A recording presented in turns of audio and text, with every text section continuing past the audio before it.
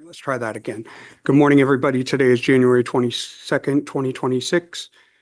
This is the Transportation Committee, and we will start with introductions.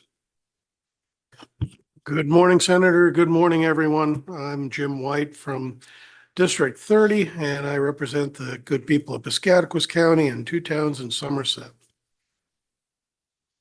Thank you, Senator. I'm Rick Mason. I represent the good folks of Lisbon, District 97. Good morning, everybody. I'm Dan Ankleys. I represent House District 100, which is a central portion of the town of Brunswick.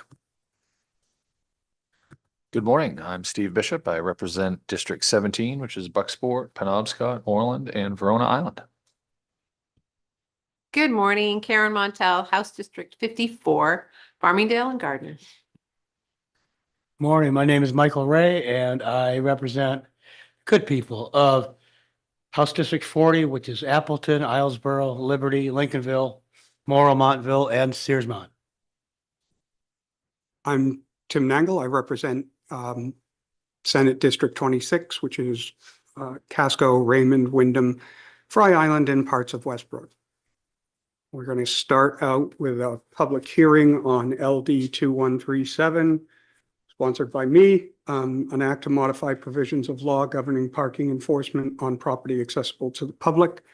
I'm Senator Nangle and will be presiding over the public hearing today of the Joint Standing Committee on Transportation. The purpose of this hearing is to invite testimony from members of the public regarding proposed legislation that is pending before this committee. The committee will hear testimony from persons present who wish to speak for, against, and neither for nor against the bill to be heard today. With leave of the chair, committee members may ask questions of any person testifying today. Other questions are not permitted. Whether or not you testify, you may submit written testimony to the committee. Please be mindful that testimony is public and is available to all once it is presented. Persons testifying at the public hearing today are advised that the hearing is live streamed and may be seen and heard by persons watching online, and that a recording of the meeting will be archived. First, if you're in the room here with us, please mute your audio and microphone on any electronic device, including members sitting here at the Horseshoe. This will prevent audio disruptions both in the room and online. Second, for those joining via Zoom, if the name you used to sign on into Zoom is not the same as the name you used on the legislature's website to register to testify, it may be difficult for us to identify you when it's your turn to testify. We won't close the hearing until we've given everyone on Zoom an opportunity to testify. If you're having technical difficulties, please call our committee clerk, Andrew, at 207-287-4148. Finally, all questions from the committee must be made with leave from the chair. For today's hearing, we'll be taking testimony from people in the room and those who have registered to testify electronically. Pursuant to committee rules, this committee will give members of the public priority when we take testimony. Only the sponsor and co-sponsors of the bill will be recognized before members of the public. We'll take testimony in the following order: those speaking in favor of the bill, those speaking in opposition, and those speaking neither for nor against who wish to offer additional information to the committee. There will be a 3-minute time limit to public testimony. The time remaining will be displayed on the monitor in front of the chairs. If you're in the room with prepared testimony, please provide 20 copies to our clerk, Andrew. Testimony submitted electronically through the legislature's website. Testimony portal is available by clicking on the committee materials link on the committee's webpage. Concept draft amendments, if submitted, are also available via this link.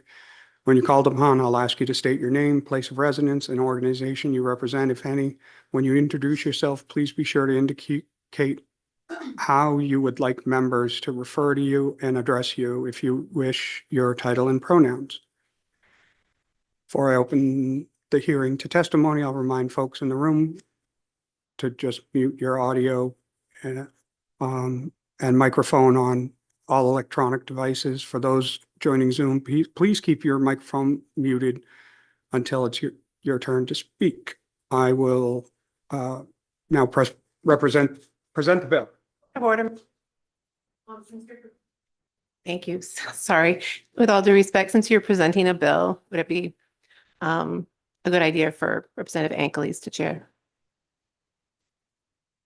Usually the person that's presenting the bill doesn't preside. I mean, I can't, he can. Representative Kraft should be back while they're waiting for a quorum over in EDU too. So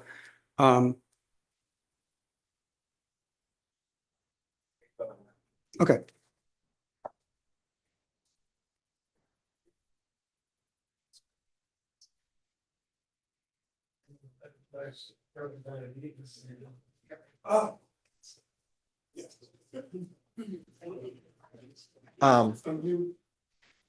Um, can we, Representative Eaton, would you care to introduce yourself to the public?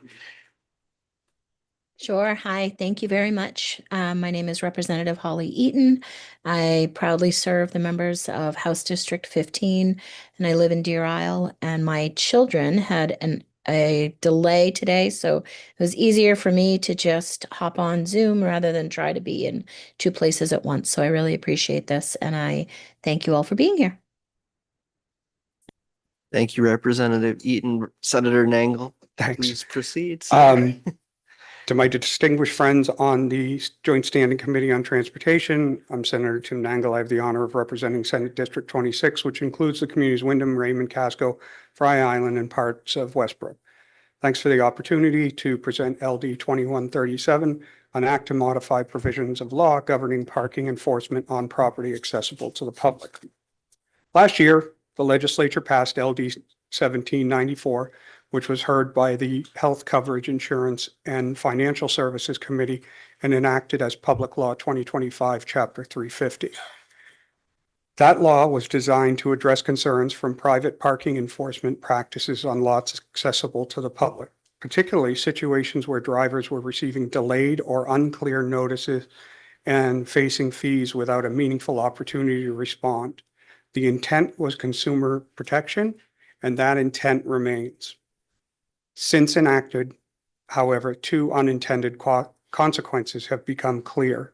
First, the current law permits parking violations to be enforced through mailed notices sent well after the alleged violation.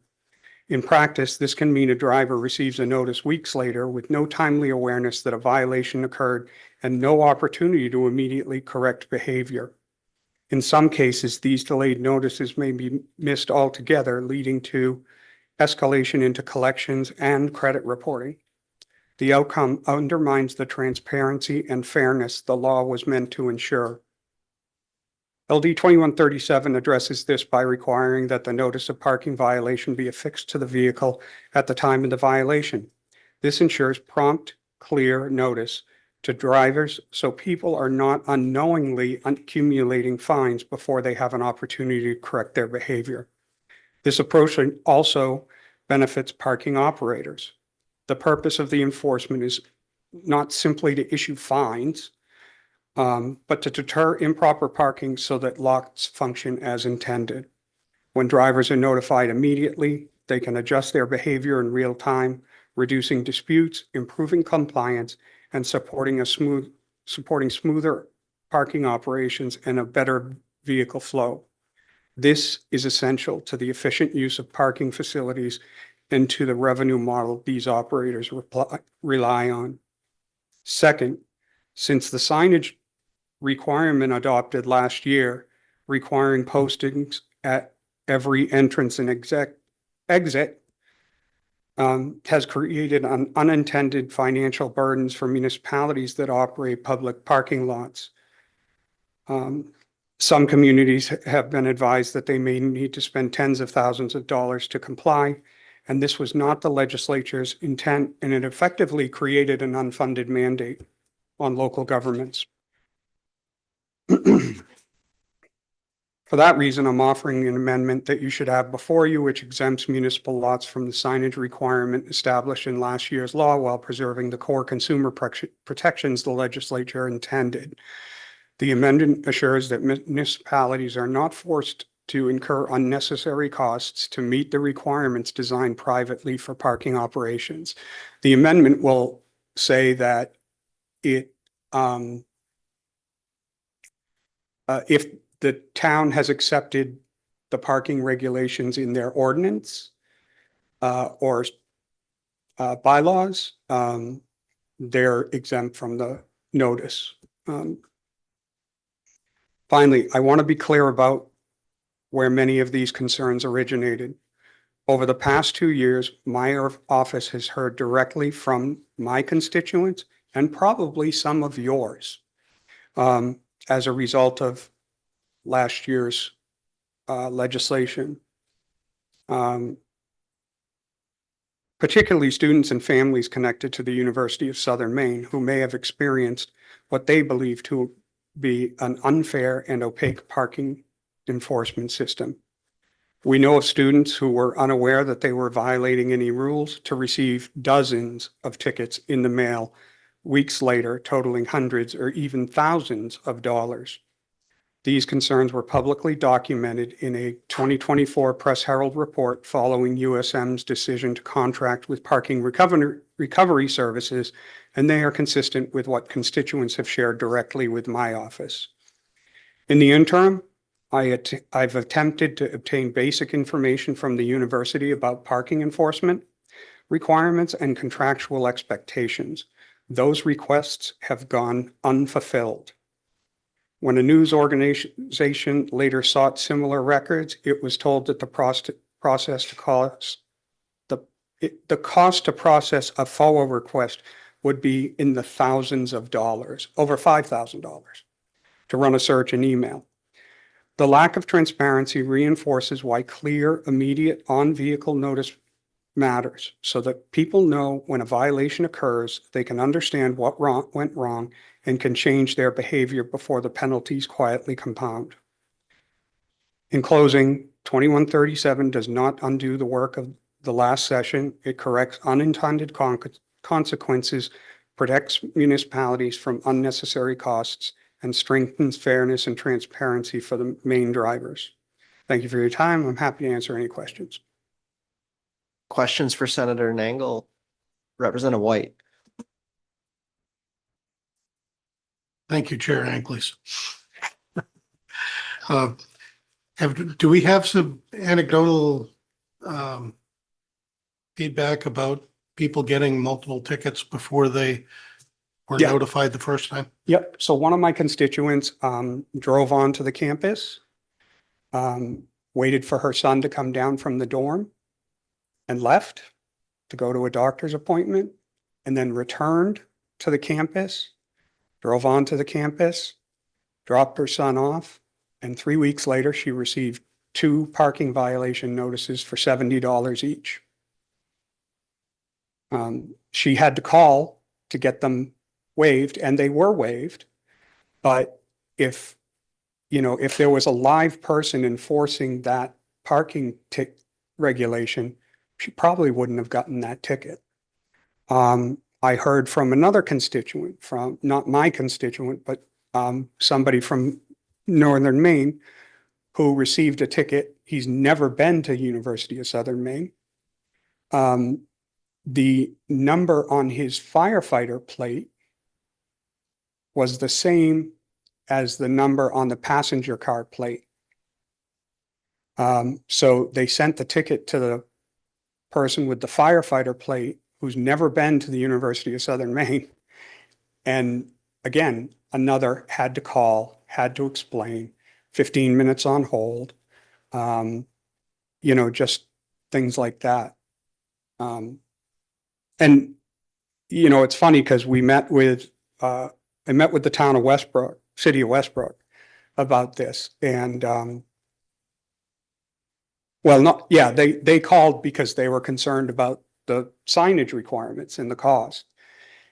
And so we met and talked about it. And I think better than half of the people at the meeting had similar experiences, tickets 2-3 weeks later, and the threat of collection agencies and credit reporting. Other questions? Representative Mason and then Representative Bishop. Thank you, Chair. Thank you, Senator, for your testimony. Why does it take 2 or 3 weeks to get a ticket out to someone? Is it staff shortage or? You would have to ask USM that. I assume it's because they use a contractor and, just mail the tickets out as they review the tapes. Thank you. Representative Bishop. Thank you. just to back up a little bit about the parking enforcement on property accessible to the public. Right. It used to be like, just, I gotta share my experience from several years ago, and I'd like to know how it's gonna apply now, is that in order for a municipality to enforce these scenarios, we used to have to get the private entity to sign off and release that to the town's ordinance in order for it to be enforceable. So the difference between private property or a public access way would have to be released by that entity. So how is this working with Southern Maine, I guess, is what I'd like the light shed on, is how is that working for them? So my experience as a town councilor is that the municipality has to approve parking, no parking zones, right? And has to approve the fine structure. Okay, the parking violation fine structure. There's companies in that there's a parking company that runs multiple lots in Portland. Basically, what they do is they've gone to private businesses and said, hey, you can monetize your parking lot after all of your employees have left. All right. So they have very clear signage. And you pay at a little kiosk, you enter your plate number, and they charge for it, and then that's pretty much it. That's a lot accessible to the public, right? Yeah. It's, a municipal lot is accessible to the public. This parking lot out here is accessible to the public. Right. So I'm not sure that further applies as Okay. far as, getting the contractor to release something. You know what Okay. I'm saying? Yes, that's okay. Very Yeah. good. Okay, Excellent. thanks. Thank you. Additional questions, Representative Montel. Thank you, Madam Chair. Well, thank you, Senator. And now I'm a little bit confused because it sounds like when you come into the parking lot, you have to take a ticket. Is that correct? Or or not? Or you have to have a sticker on your car At USM? At USM, what I've heard from people is that they pull onto the lot. They can pay with their cell phone using a QR code. Mhm. I don't know if you know Senator Hickman, but Yes. he doesn't have a phone that His flip accepts phone. QR codes, right? Yes. He has a flip phone. He's Yes. like trapped in the 70s or something. It's a And I'm flat kind fee. of jealous, but anyway, Right. It's So- a flat fee then? the parking structure is, yeah, I assume so. I mean, I'm Well- not sure exactly what they're, What I'm trying to understand is the example that you gave of the woman that came on to pick up her son. And then, so did she do that and then got in and then left and the no, fine she fee- just pulled up to the curb Oh, and waited for her son to come down out of the dorm. So She she- never parked. okay. But And did she- she scan in at first? She just went right through She it? didn't have to scan in.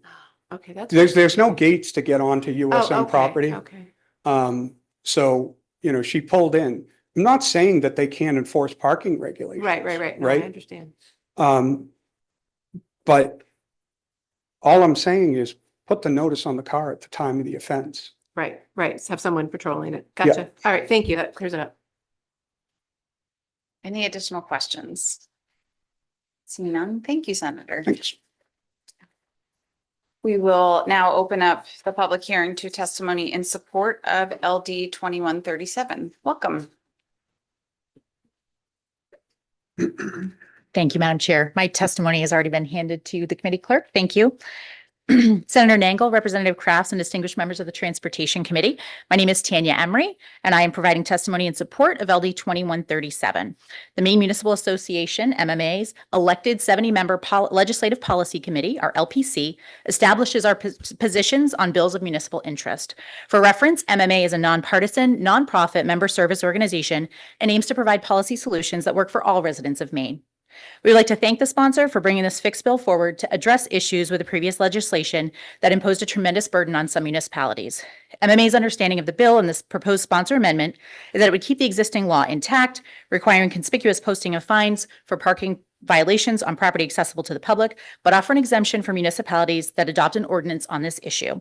Municipal leaders strongly support this amendment because it reinforces the importance of home rule authority and respects the decisions of residents who have invested the resources necessary to develop and enforce local parking ordinances under the authority granted in the state statute. If our understanding of the totality of the fixed bill and the amendment is not correct, we would appreciate clarity for our members. Thank you for your time and attention to the municipal perspective on this issue. I'm happy to answer any questions that you may have. Thank you, Ms. Emery. Questions from the committee? Seeing none, we appreciate you being here. Thank you. Any additional testimony in support of LD 2137? Anyone here to testify in opposition?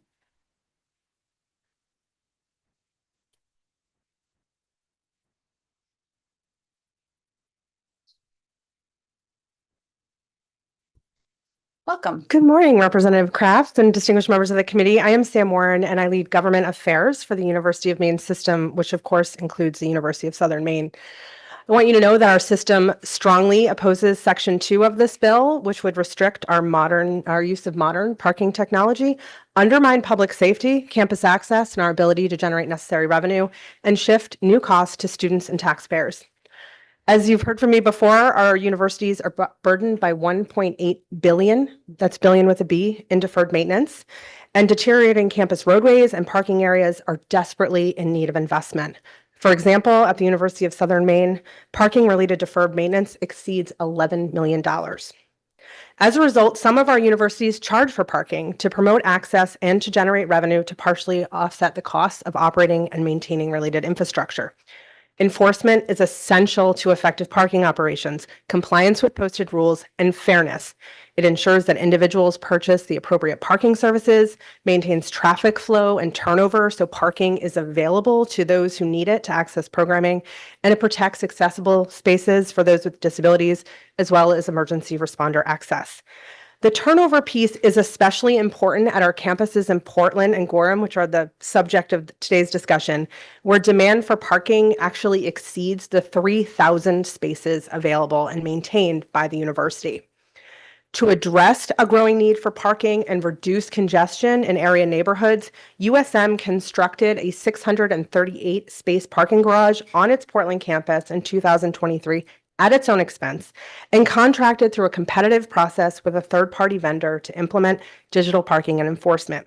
These systems utilize technology, but every violation is reviewed and verified by a human in full compliance with Maine law. Currently, and consistent with the law that was enacted by the legislature and went into effect just 4 months ago, a timely written notice of citation is provided by mail within 8 days of the violation or by email within 4 days to the more than 29,000 people who have registered to opt in to electronic notification. In an effort to further enhance the user experience and access to parking and address some of the concerns that Senator Nangle cited in a Portland Press Herald article that's now 2 years old, USM and its new vendor, ParkEngage, continue to implement improvements informed by community and campus feedback and the law. For example, at Gorham, we now have a 1-hour grace period. In Portland, there's a 30-minute grace period. And for those who lack cell phone technology, our vendor has also installed kiosks and payment in lots. The result has been a more seamless experience for those utilizing these parking services. In the first 6 months of this fiscal year, our vendor processed more than 336,000 parking transactions, with fewer than 2.7% of those resulting in a violation. This bill would undermine that progress by prohibiting reliable mailed and electronic notification and requiring printed tickets to be affixed to vehicles, as you've heard. This outdated approach is less safe, environmentally regressive, as paper notices are frequently lost or damaged by weather, and significantly more expensive for our public university to administer. Specifically, our current vendor manages and pays all relevant parking services and enforcement costs, and they split the revenue generated through both services and enforcement with our public university. Even through this innovative public-private partnership, Parking services at USM still run at a loss. In fact, losses last fiscal year were $1.42 million. This bill would put our parking operations and our public universities in deeper deficit. The university would need to transition away from this vendor, putting us potentially in breach of contract, and assume the full cost of parking services and enforcement. We estimate that this would require probably 10 people, new university employees at a cost of at least $500,000 for parking attendants, administrative staff, as well as a large one-time appropriation because we would need to pay for and install all parking-related infrastructure that the vendor currently pays for. We share the goal of the sponsor and certainly of Maine Municipal in protecting consumers. We've remained committed to continuous improvement of our parking and other services. However, this bill just goes too far. It compromises safety, access and operational efficiency, increases costs, and removes our public institutions' ability to effectively manage our very limited resources by responsibly using widely adopted human verified technology.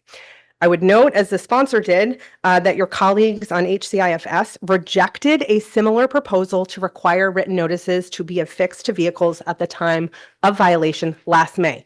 Again, right across the way, your colleagues looked at this exact language and said no. Furthermore, last March, your colleagues on the Education Committee voted unanimously to uphold our public universities' parking enforcement authority and current practices. We urge you to follow their good lead, and I'm happy to answer your questions. Thank you, Ms. Warren. Representative White. Thank you. Thank you for being here this morning. I'm sorry for the wait. You mentioned that the infrastructure, that the revenue is assisting in paying some of the deficit you have in infrastructure. Can you allude to what percentage of the revenue from this has actually went back to infrastructure? Yeah, so it's a great question, Representative. So parking is an auxiliary operation of the university. We don't use taxpayer or state appropriation or student tuition to cover those costs. And so, as I noted in my written testimony, the total parking and transportation expenses for the University of Southern Maine, specifically in the last fiscal year, were just under $3 million.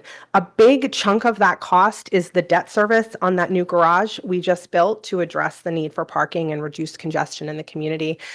We also have, of course, other parking related costs, paving, plowing, those sort of things, as well as to minimize congestion on campus and in the community. USM also has a unique partnership with Portland Metro, which has expanded opportunities for public transportation, not just for our own campus community, but for the broader community. And that's a cost borne by the university as well. And so last year in fiscal year 25, the revenue generated from parking was about $1.52 million, so about half of our costs. And which is again why this deferred maintenance issue continues to grow, because we're not even breaking even as it is now, because we need to first and foremost pay our debt service on that new parking garage and fulfill our contract with Portland Metro. Yeah, follow. Thank you. And my last question, you mentioned 3 times public safety. How exactly would this bill create a public safety issue? How are we endangering people? If you would like to join me in walking through the parking garage at USM when students are leaving classes and imagine kind of weaving through those cars trying to put tickets on them, I think that is certainly a safety risk. Additionally, if we have to move back to the gated technology where there is a human attendant at a gate instead of utilizing technology, what we experienced at the Portland campus, specifically in the garages, which there are now 2 large garages, is the backup, right? Because it just takes time for humans to pay and transact that arrangement to get out of the garage. And so what you see is major backup in the lot.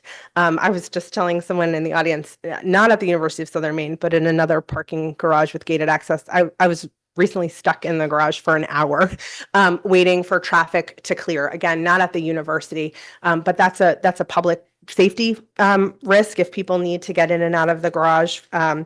Furthermore, enforcement allows us, we see fewer people parking where they shouldn't because of the realities of enforcement, including in emergency lanes, spaces for individuals with disabilities. And then, as I also noted in my written testimony, the current parking technology is utilized by USM Campus Police.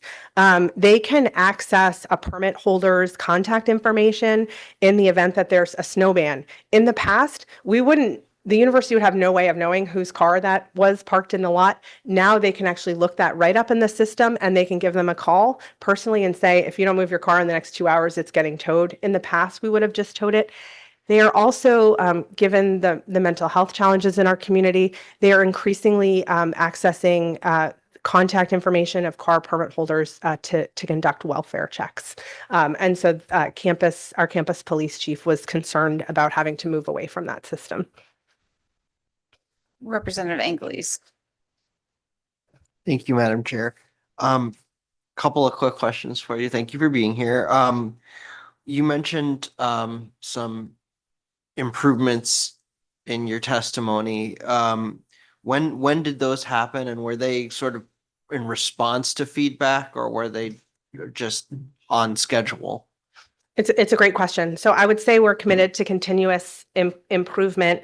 I think Senator Nangle mentioned a handful of situations. I know he's been in touch with me regarding, I think, some family members who have had experiences. When you're processing over 300,000 transactions in just a couple of months, there are occasionally errors. And again, one of the improvements we have made is to dismiss the first ticket upon request. That is, I think, within the past year, as we move to this new vendor, away from a vendor who I think did not fulfill the university's expectations of their contract. That is no longer our vendor. As I said, we've extended grace periods, so 30 minutes at our Portland campus, an hour at the Gorham campus, and then those expanded payment options like the kiosks, online options, et cetera. And then, of course, with the senator's wonderful leadership, there's been an expansion of the signage requirement, which, of course, is now potentially being rolled back a bit for reasons that I understand. But the university embraced the spirit of that, as well as the letter of the law, and so has informational signage at the entrance and exit of every single lot in the system, which just at the University of Maine campus in Orono was over 80 lots where there needed to be signage. Again, some of these lots are quite small, but have multiple entrances and exits. So those are some of the improvements we've made. They're in direct response to community feedback and campus feedback, and we continue to kind of push our vendor to make further improvements. So for example, the electronic notice ability that I talked about has just gone fully live actually this past month, where anyone who opts in can get an electronic ticket instead of a mailed ticket. So I hope that's helpful. Small follow-up, if I might. With respect to the kiosks, and this is a very selfish question because this happened to our family in a Hearts game. But what kind of signage is there to direct people to the kiosks? I'm happy to go out and take some pictures and share with the committee. My understanding as someone who utilizes, whose main office is on the USM campus, is that there's actually a lot of signage. And so again, consistent with the law, at the entrance and exit of every lot, there are multiple signs, and then you'll see throughout the lot signs as well that direct folks. If you look at the garages in Portland, on the roadway into the garage, there's signage, and then actually going into the physical structure, there's signage as well. Thank you. But if I hear you maybe kind of subtly saying that you think the signage could be better, and I'll certainly pass that on to the vendor. And I think you mentioned the Hearts of Pine game. That's a great example of why we've had to implement some of the systems we have. we're delighted that there is such strong attendance at those local community sporting events that are in close proximity to campus. But our first and foremost priority is making sure students, faculty, and staff have access to campus.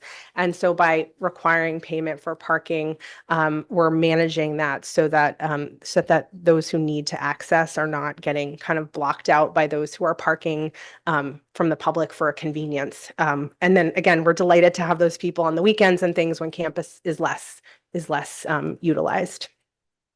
Senator Nangle. I have a couple of questions. Who reviews the videos? Our vendor, The vendor? Park Engage, yeah, So they're, not a police officer, no law enforcement reviews the videos? I'm not aware that there is Okay. review by USMPD. Okay. Parking passes, haven't they already paid? So if somebody has a parking sticker, haven't they already paid their parking? For parking? Like a student gets a parking pass and puts it on his windshield and, Yes, so there are a number of ways people, again, as part of our commitment to accessibility and consumer protection, there are a number of different ways people can pay for parking. Some students and employees do have permits, which they pay for in advance. In some cases, for residential students, who have cars, the permit is included in their tuition and fees. But then there are also people who just come for a Hearts of Pine game and are parking on the university's lots and are just paying by the hour, or they're purchasing the time rather than having a permit. So there's a mix of people who are prepaying through permits, who are paying live on site, or who are coming to an event on campus. For example, we host the Portland Chamber's Eggs and Issues. And so those folks get a code and they use the code in the app to cover their parking costs. Senator? go ahead. Okay, Representative Montel. Thank you, Madam Chair. Thank you, Ms. Moore, for being here. I need to back up a little bit. So you represent the University of Maine system as well. So is this an issue at other parking lots, or is this just USM that we're finding this issue? It's a great question. Yes. So as you know, the University of Maine system includes 7 public universities. At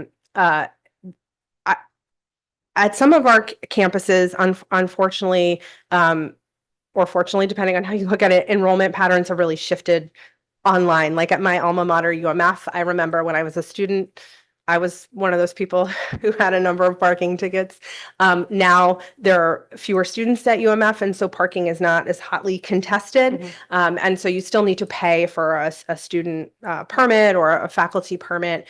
But I think visitors can park for a shorter time for free. It is most predominantly the demand for parking exceeds availability, really in Portland and in Gorham. I will say we are starting to have some challenges in Orono due to strong enrollment on that campus and also growing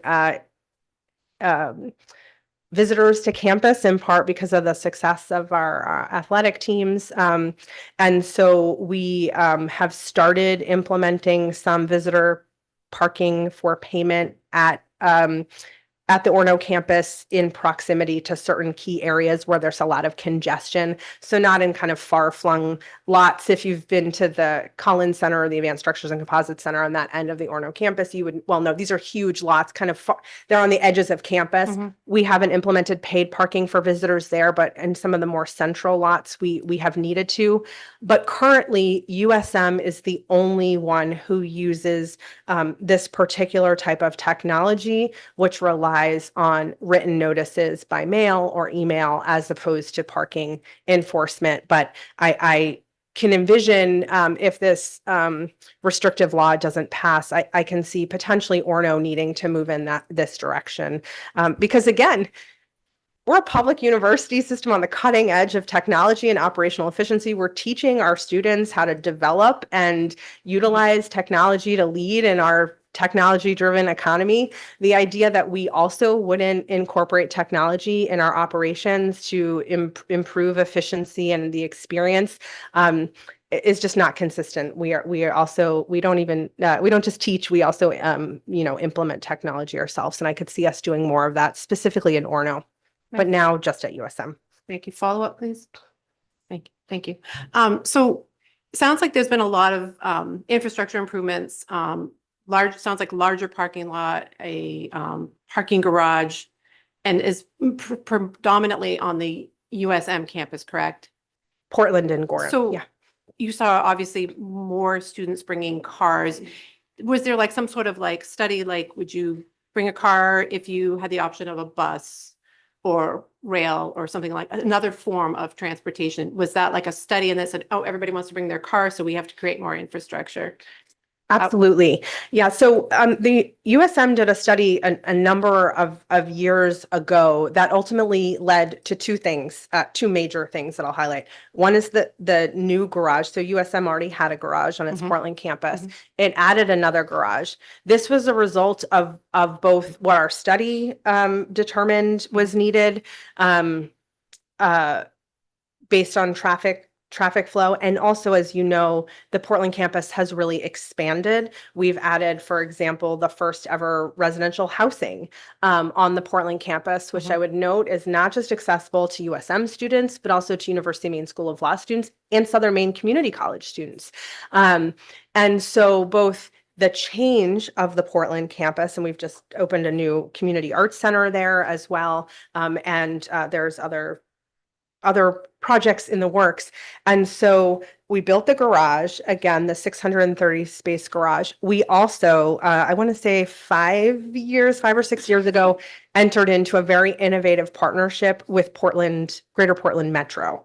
And so if you've driven around Portland, you will see these kind of co-branded buses. They're called the Husky Line, and it's city buses that have the USM branding.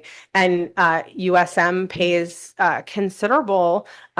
invests considerably in that service so that our students and faculty and staff, anyone who has a university ID, can ride the Metro line for free. This has been great for students who have classes on both Gorham and Portland campuses. It's also been great for folks in the community of Gorham who now have more reliable public transportation to across the greater Portland area because of that investment made by the university. So again, we to kind of limit congestion and address demand, we added that free bus service for our community. But again, it's not free to the university. We pay Portland Metro, I believe, over $1 million a year to support that service. When you mentioned on the Orono campus that there were these sort of like satellite parking spots, how do they get from those far off parking lots to where their destination if they can't get a closer place? I was just curious, that like bus or they walk or? So UMaine students do also have access to public transportation in the Bangor area. But when I say satellite, they're not miles away. Right. They're just not right next to the Union or Okay. the library. Right. And so most people walk, and most of the year it's a lovely walk across campus. Okay, Yeah. thank you. Representative Bishop. Thank you, Madam Chair. I'm really concerned about the scenario that people who had never been on the campus were issued tickets based on your vendor electronically issuing tickets. That scenario that the senator had mentioned with the firefighter plate, the class code for a firefighter plate being a 4-digit plate, couldn't be confused with a PC plate if it was run appropriately, because a PC plate has 2 letters following a PC number, and then is a completely different class code than any other 4-digit number that would be issued to a veteran plate. And even the older plates, a CC conservation commercial plate, had a letter after it. So what I'm getting at is that if that kind of inaccuracy is happening with the billing, how are you going to take care of that? I share your concern and the senator's concern. I had not been, I know the senator's in regular communication with me about his family's experiences with parking at USM. I had not heard of this particular situation, and I will absolutely speak with the vendor and get a little more information about how they, again, because it's human verified, and humans make mistakes, of course, if they're processing hundreds of thousands of transactions over the course of a couple of months. So I share your concern. It's not acceptable, and I'll get some more information with you about how they manage that. And I'm glad we were able to hopefully correct it, because again, that would be a violation that would be dismissed.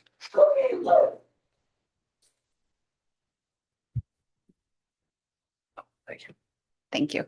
Any other questions for Ms. Warren? Seeing none, thank you for Thank being you. here. Any other testimony in opposition of LD 2137? Anyone here to testify neither for nor against? Anyone online, Andy? Seeing none, we will close the public hearing.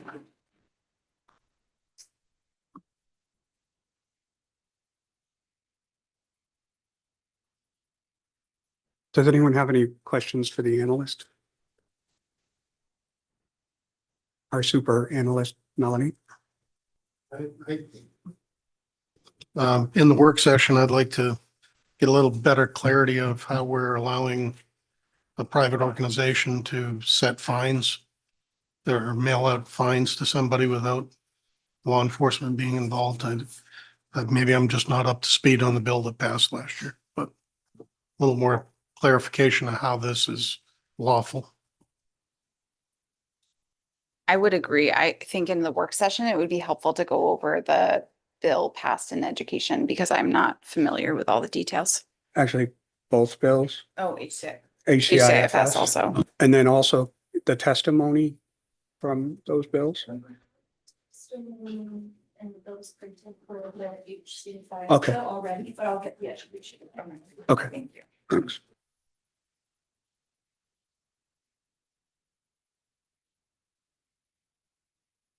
I'd also like to see the contract, but we'll see.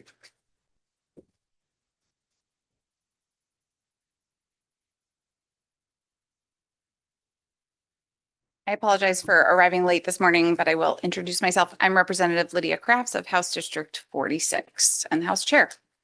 We are going to move into the work session on LD 2033, a resolve to designate Route 3 in Trenton as the Deputy Luke Gross Memorial Highway. I think the only thing we were waiting for was approval from the towns. Yes, I think we received the letter. Representative Bishop. Yes, we did receive a letter of that, and I am happy to go retrieve that if necessary. Yep, Yep, we've it got is. it at the back of our folders. Thank you, Andy. Ought to pass. Second. All right, we have a motion and a second. Any discussion? All those in favor? And that is unanimous of those present, including Representative Eaton. It's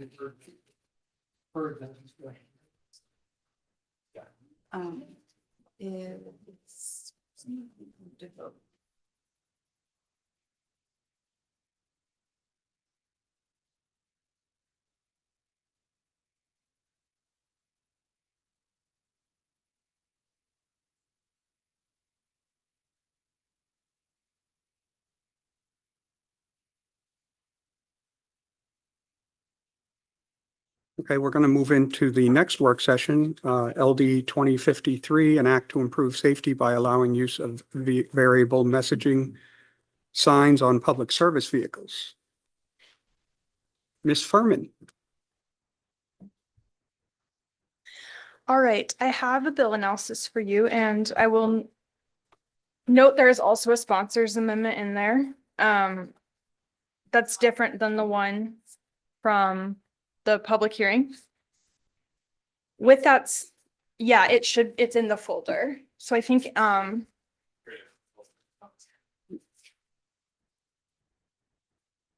yeah, okay. So Andy's passing that around. Would it be helpful to talk about the amendment language, not even consider the bill as printed? Yeah. Okay, yeah. And the most updated sponsors amendment, is that correct? Or, okay, great. So I will walk through that. Just know the summary of the other amendments as well as the bill printed. It's on the bill analysis, but I'm gonna defer from that for right now. So this is language that the difference from, I think, the sponsors amendment you all heard at the public hearing is making a distinction between a wrecker and then different types of safety service patrol vehicles. So section 1 of the amendment, and that's on the white paper. And then there's a blue paper, paper clip to the back, which we can go to in a second. So the first is adding the definition of safety service patrol vehicle, which was on the sponsors amendment, to the definition section of this section of statute, which is section 2054. And it means a specially equipped vehicle used or contracted by the department meaning Department of Transportation or the Turnpike Authority, to assist with traffic incidents and to improve roadway safety. The next is variable message sign. That is the same as in the bill as printed, as well as the sponsors amendment, so nothing has changed there. The next item that changed was, it's looking a little different than the sponsor amendment, but I think generally the ideas from the public hearing, but the ideas were what was addressed at the public hearing, with making it clear the differences between the signs on a wrecker and the signs on the safety service patrol vehicles, as well as a police vehicle, fire department vehicle, and a highway maintenance vehicle. So a wrecker, it can use a variable message sign while it is stationary and engaged in repair, loading or unloading a vehicle, or when doing vehicle recovery. The only messages on those signs, they have to be in amber lights. They can only create the word left or right arrows or the words slow down or move over. The paragraph B is talking about the police, fire department, safety service patrol, or highway maintenance vehicles. So this is allowing those vehicles to use the sign to provide information about traffic congestion, traffic accidents, maintenance operations, adverse weather conditions, roadway conditions, organized events, or other necessary information. These signs can also display the arrows and the words slow down or move over, but they can also include accident ahead, crash ahead, or similar language. That similar language can be adopted by rules. And the Commissioner of Public Safety or the Commissioner's designee can make those rules, and they're routine technical. So I think that summarizes the amendment. There is a summary on the back, but I want to take it through section by section. Let me know if you have any questions. I just wanted, may I speak? Lieutenant Bruce Scott wasn't able to be here today because of other duties, but it's my understanding that he and Ms. Furman and Mr. Nutting and interested parties worked on this to clarify from the public hearing. Okay. Representative Ankley. Thank you, Mr. Chair. Just to clarify, this sponsors amendment is in addition to the amendment that, or is it the same? Because it sounds like I'm just reading through, is more specificity than we had before. Yeah. In terms of definitions. Yeah, I'll let the So is sponsor- this new as of today? Like that, and then we had this thing. And so this is just going a little deeper. Yeah, so I would say you have the bills printed, you have the sponsors amendment presented in testimony. This is a new amendment that addresses some of those concerns brought in public testimony, new as of today. Okay. And I'll let the sponsor speak to how it shakes out with the other amendments. My assumption, though, is that it replaces anything presented before. Okay, so if I wanted to make a motion that it would be as the ought to pass is amended with this language. I'll know what you mean. Yeah, okay. But that's just a question, so not a motion. Representative Bishop. Thank you. I just question for Melanie or anybody, is there a reason why in the definition for the safety service patrol vehicle, in the definition it says means a specifically equipped vehicle used or contracted by the Department of the Maine Turnpike Authority? Is there a reason why it wasn't added and authorized or authorized by because of our leasing structure? for vehicles that are state-owned or are contracted? That way we could include that just to cover our bases in that definition? Is there, It says used or contracted. or authorized, is that something that would be helpful or not? I'm asking Melanie or, I would, Right. well, my only feedback is Lieutenant Scott agreed to this language. okay, And so my understanding was that it was comprehensive for all of the vehicles who would be requesting the use of these, who would want to be able to use these signs. okay. Good enough. Thank you. I would also ask the committee to entertain adding an emergency preamble, as there are currently vehicles that are prepared to use this technology that would prefer to be able to use it sooner than implementation post adjournment. I think we all, if I remember the public hearing, we were all in, it seemed like everyone was in favor of this. It makes complete sense to me. The only thing that we had questions about were Lieutenant Scott's,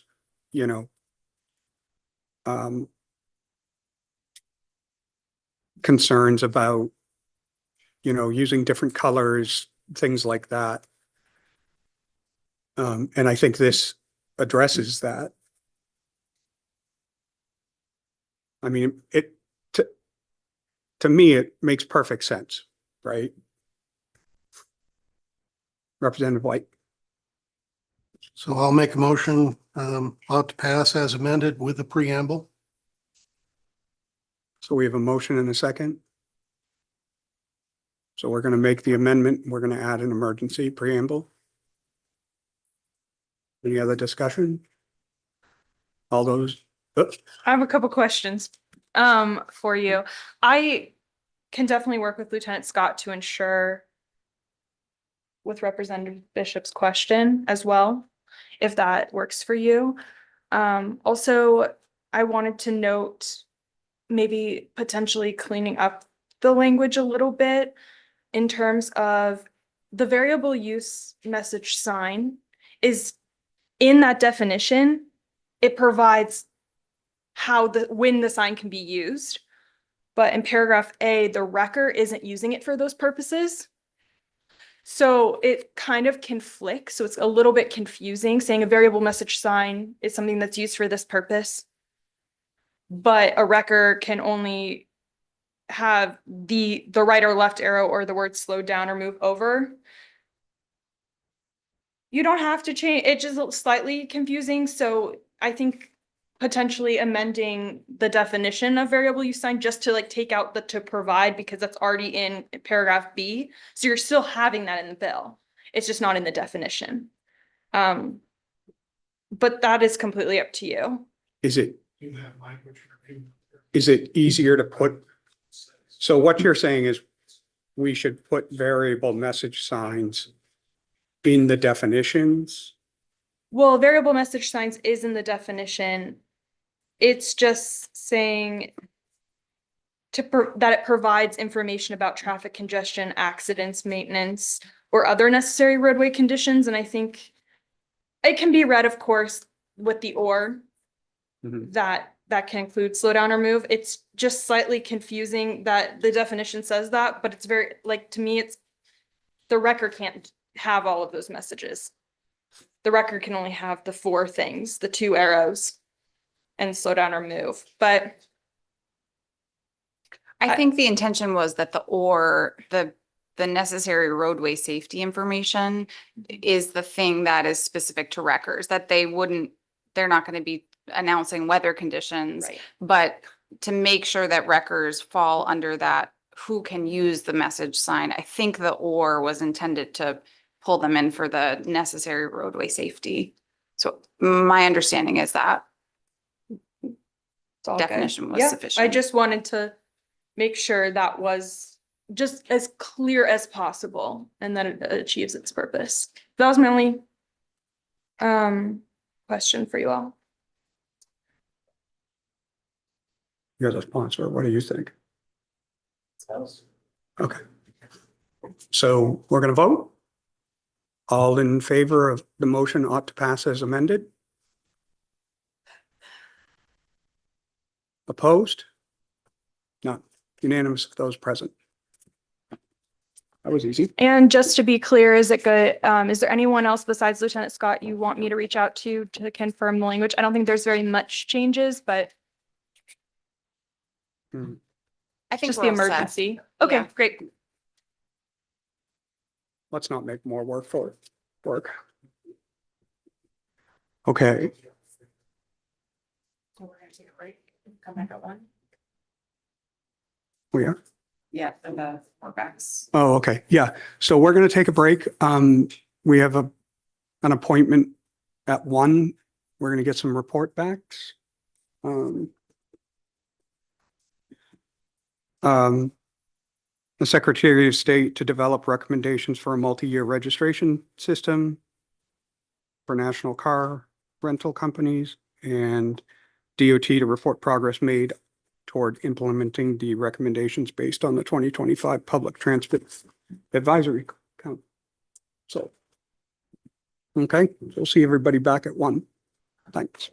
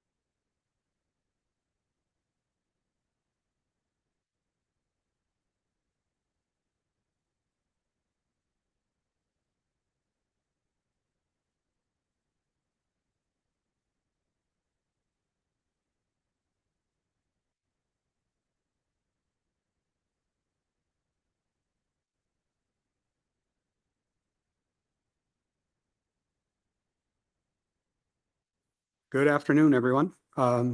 This is the Transportation Committee. We're back after a brief recess. We're going to have some presentations on reports that we've requested. The first one will be a resolve Public Law 78, LD 1390, resolve directing the Secretary of State to develop recommendations for a multi-year registration system for national car rental companies. Would you like to come up?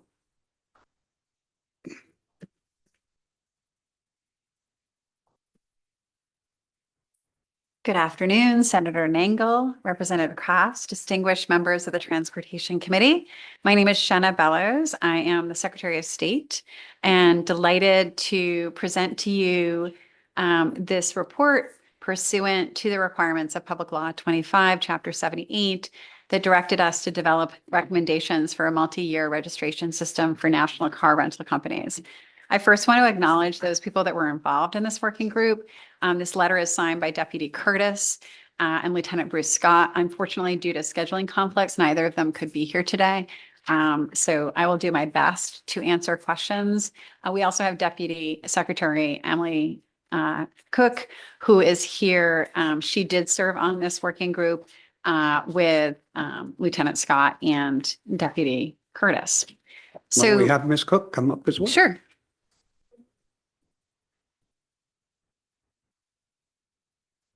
Good afternoon, Deputy Secretary of State Emily Cook. I'm the department's Senior Policy Director. So on November 21st, Deputy Secretary Cook, Kathy Curtis and Lieutenant Scott met with representatives from Enterprise Mobility to discuss their findings from work internal to the agencies since the end of the legislative session. Lieutenant Scott recommends, and I would definitely, if you want to move this into legislation, invite him back, but he's on another assignment this week. He recommends changing a law to the current law that would allow for a 2-year inspection sticker for car rental companies that register more than 1,000 vehicles per year in the state of Maine and that meet additional requirements. The car rental company would have to fill out an affidavit indicating that they will ensure that their fleet of vehicles are properly maintained during that 2-year period so that the vehicles meet or exceed the requirements listed in the Maine Motor Vehicle Inspection Manual.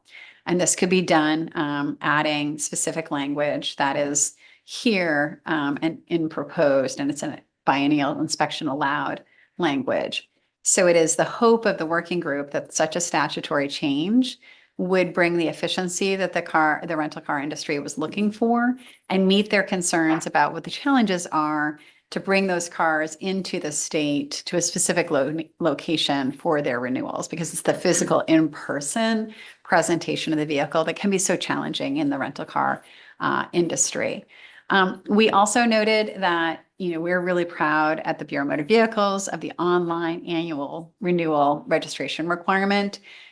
So that doesn't require that the vehicle be in the state or presented, and the person processing that registration can do so very efficiently online. As of October 30th, 355 of Maine's municipalities, so that's the vast majority of municipalities, and certainly any municipalities that have a car rental office, offer rapid renewal. And we've processed more than 3.5 million transactions to date. Those rapid renewal transactions can occur up to 2 months prior to expiration of a vehicle's current registration. So there's a good window for getting those tags out to the vehicle itself and getting them properly affixed. Additionally, excise tax, we just wanted to make a comparison to the trailers and semi-trailers program, that it's not required. Excise tax is not required for trailers and semi-trailers. That's what allows you to have a multi-year registration program for trailers. But excise tax is required for vehicles, including the vehicles of the rental car and industry. So unless you wanted to make an excise tax exemption, which would seem unwise from a revenue perspective, then you create a challenge for multi-year registrations, because all the systems for excise tax collection and rapid and registration are set up on an annual basis. So from that perspective, we don't recommend a multi-year registration process. we recommend a multi-year inspection process that will bring efficiency to the to our car rental industry. They can simply use the online rapid renewal for registrations and payment of the annual excise tax. Additionally, I should just note the Bureau of Motor Vehicles already has statutory authority to implement multi-year statutory registration programs. So if you had contemplating adding a possibility that we could do this, we already have the authority should we think it wise. We do not think it wise at this time. That concludes the letter from the working group, and Deputy Cook and I are here to answer any questions. Does anyone have any questions for the secretary or the deputy? No, Representative Bishop.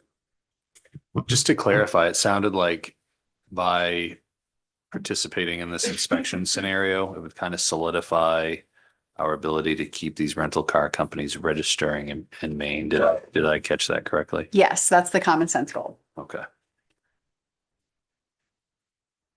Any other questions? So I guess my question is, if they go out of state, I think that's the issue, right? Is that the cars go out of state and they can't get re-inspected. If they go out of state, can other states enforce our inspection sticker program? No, I don't believe they could, but I think the car rental programs want to be in compliance. Okay, So they want their vehicles to be properly registered and inspected if they originate in states that have inspection programs. Because of course, some cars that are registered in other states may be registered in a state without an inspection program. Right. So this multi-year inspection system would create an incentive for car rental companies to continue to register vehicles in Maine. Because they could renew that registration and pay their excise tax online. So that would keep bringing revenues into Maine. But by being exempt or creating a 2-year inspection period, that eliminates that need to bring that vehicle back to Maine at a date certain. okay. Go ahead. Thank you, Secretary Bellis, for being here. Can you talk to us a little bit about the signing of the affidavit? What Deputy. Okay, Yeah. Deputy Secretary, thank you. And what that, like, I'm just trying to play out kind of worst case scenario. So a car is registered in Maine, pays excise tax, is located in another state, returns to Maine. It's been 1.5 years since they were inspected by a garage in the state of Maine. They fall within this 2-year window, and something, I guess maybe 1.5 years isn't right, but what is that affidavit agreeing to, and how are we making sure that we're holding those rental cars companies accountable for making sure the vehicles are safe? Yeah. I think sort of baseline, Lieutenant Scott might be able to speak to this a little more detailed, but the idea there was that rental car companies are holding their cars to a higher baseline standard than perhaps your average, yeah. Not you personally, but the general we are doing. So because Have they're you seen your car? no. So I will not make any comment on it. But because they're holding those vehicles to a higher standard, because they are tasked with sending those out with people, that higher baseline allows for a little more reassurance that a 2-year cycle would be appropriate, where we might not have that level of reassurance for your average Mainer. Follow up. Yeah. I suppose it would be a bad business model for them to be poorly Precisely. inspecting. Yes, or- they are strongly incentivized to having safe vehicles. Okay, thank you. Representative White? Thank you, and thank you for being here. So is the excise tax on the second year not being set yet the only thing holding us back from a second year of registration? I think when we heard the testimony on the original bill a year ago, I think there was a misconception that the car had to be present for the registration and payment of the excise tax, which that can happen through the online. So I don't think the excise tax is a barrier to that second year registration, but it would be required. Oh, is it the only barrier? Forgive me. No, the systems are a barrier. So we'd have to redo the computer system. I mean, we can do that, but there would be some substantial coding and processing to create a bifurcated registration system if we were setting up a separate system for car rentals. So as I recall, the rental car folks were concerned about, getting the stickers mailed to where the car is, because the car could be, anywhere, and they're registering from a central office. Even though online registrations are very practical for most of us, it's very helpful. But the idea that the car could, be in Arkansas or Oregon, it's hard to trace it down and get the stickers. So you've got, sometimes a month where the car's sitting, waiting for its new registration sticker to catch up to it. And I think that was the general purpose of why they wanted the 2 years. So if there was, if it's possible to just charge them, an excise tax for a second year and then let them, get refunded any overage they pay, that would be easier than letting them, in their mind, than letting the car sit for a month until the stickers catch up to it. So I think the challenge for the Bureau of Motor Vehicles and for the municipalities is we'd have to restructure the system. So the question is that an appropriation that the legislature wants to make in a time of some fiscal challenges? We can certainly make anything work, but we did want to be transparent that it would require setting up a new system and also procedures for that system. And we'd have to think about how the municipalities interact with that system.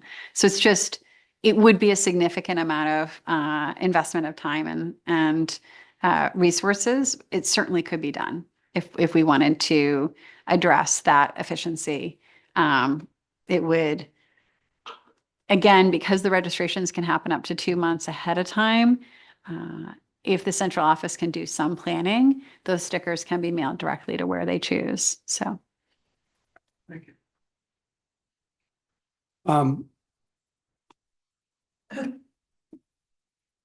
So I like the idea, the concept. It would be good if, in my opinion, it would be good if they could actually do the inspection wherever it is, lights, brakes, all of that, and then sign an affidavit that they've gone over the car in the second year and made sure that it's safe, rather than, and I know all of the cars from all the car rental companies have newer vehicles, but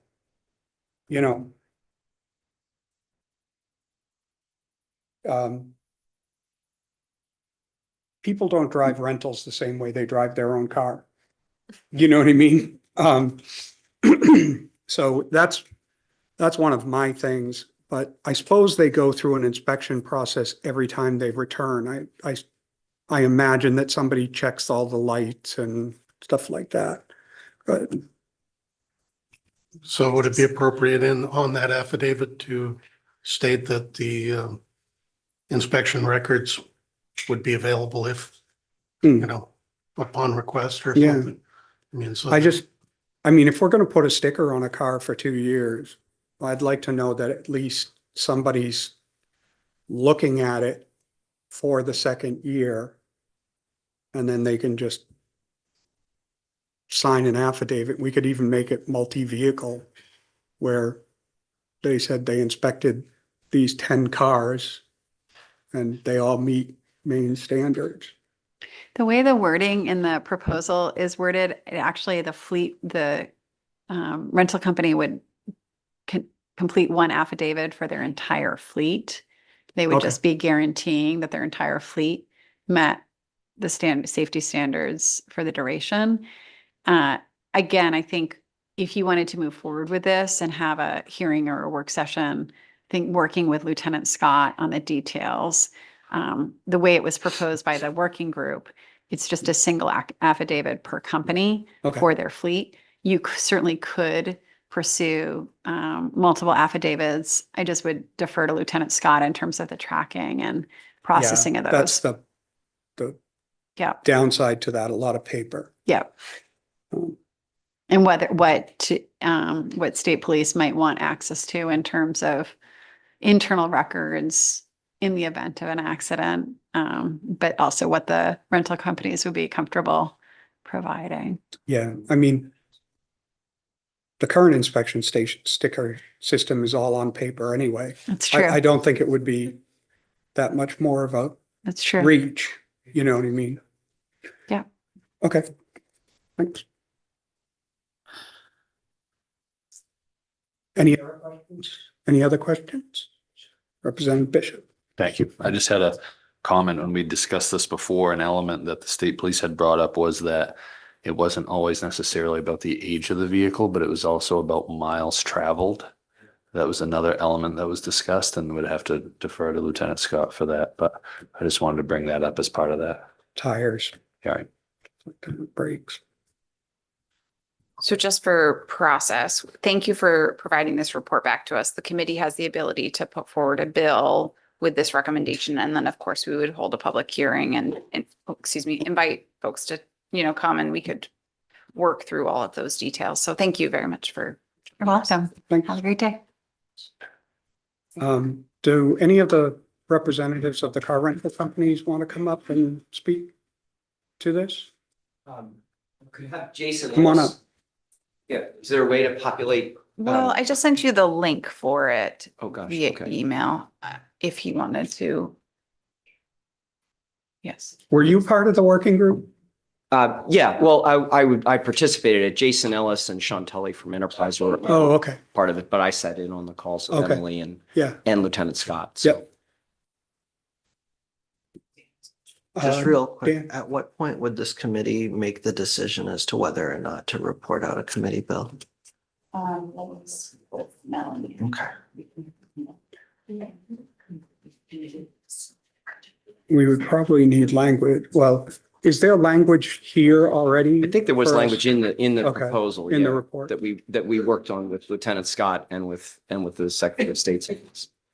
Yeah, I think we really need to hear from him, obviously. You know what I mean? I'd like to hear from him. We could, Before voting on whether or not to put forward legislation. I think we can put forward legislation. But I think he needs to be part of the process. Yeah. During the public hearing and also have input into the legislation. I think the proposed language did come from him. Yeah. And Kathy, yeah. Yeah.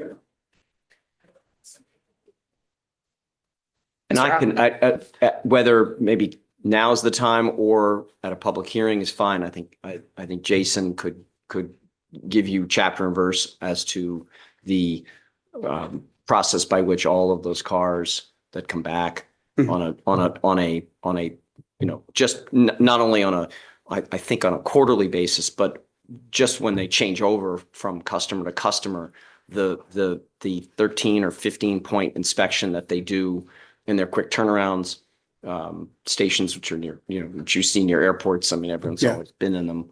And he could probably give you a fuller description of just exactly what that process is. Can we get washing the windows to be the 16th point?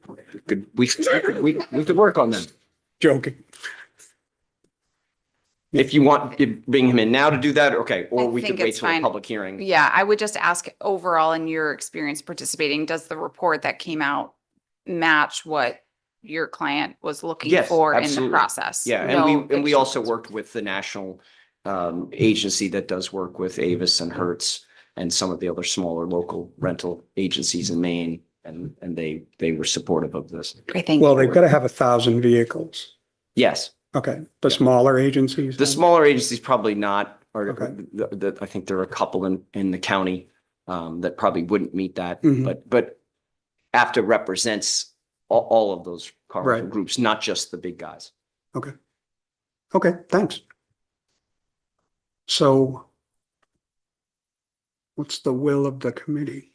Do we have to vote on reporting outlet? Okay, So I'd make a motion that we move forward with the proposed language from the Secretary of State.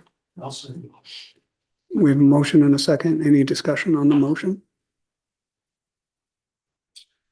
Scene, go ahead.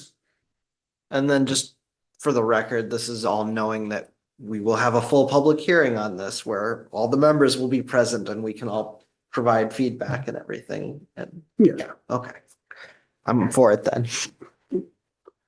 we ready to vote? All those in favor? What? You want to come up? Yeah. Okay. Can we explain what's would go on? Yeah, okay. It's like. Cause I kind of just want to make sure I'm doing right action. Okay. So do we, kind of.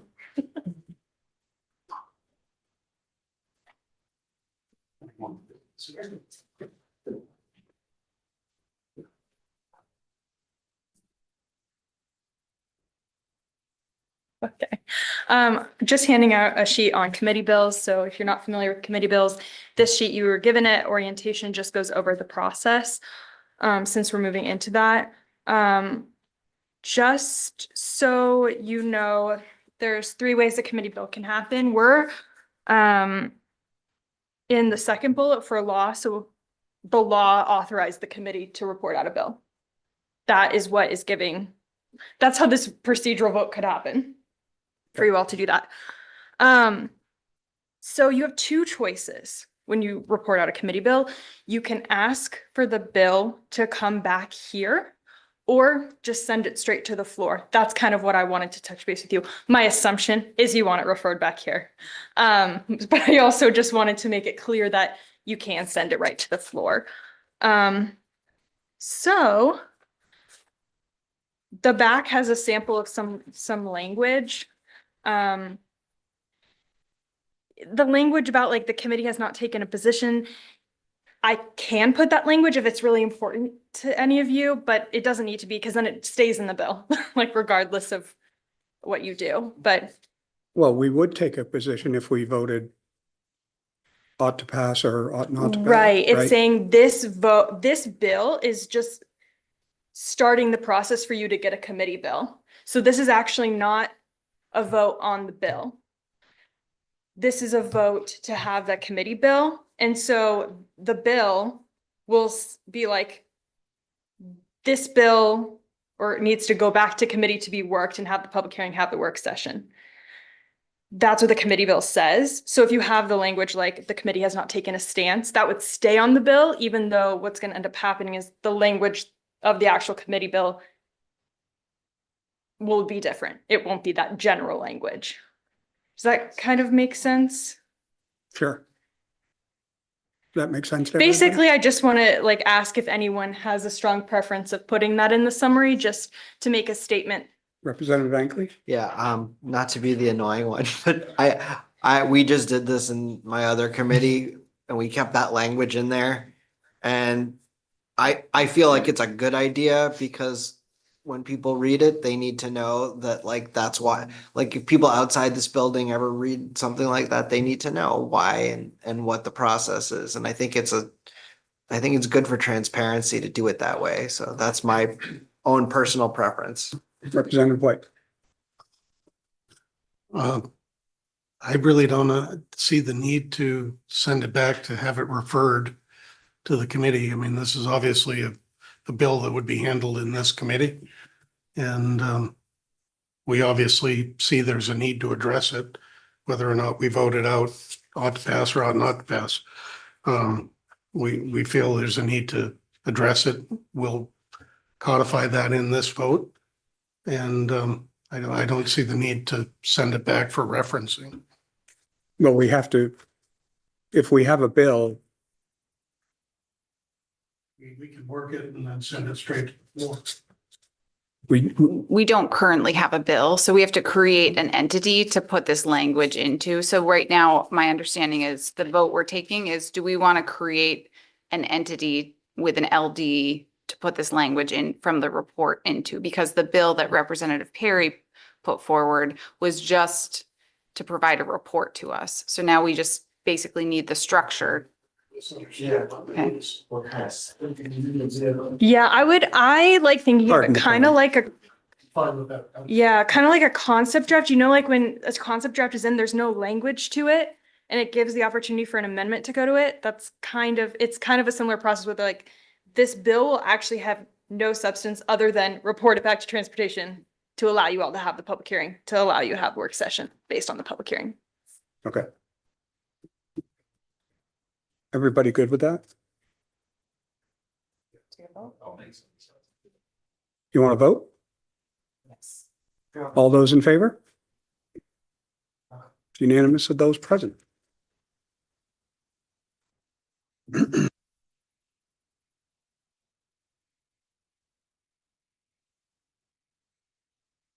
we're going to move on to the work session regarding LD 1359, the resolve to direct the Department of Transportation to report progress made toward implementing recommendations based on the 2025 PTAC report. As folks remember, I had put forward, Senator Farren and I had participated in the PTAC process and had made recommendations.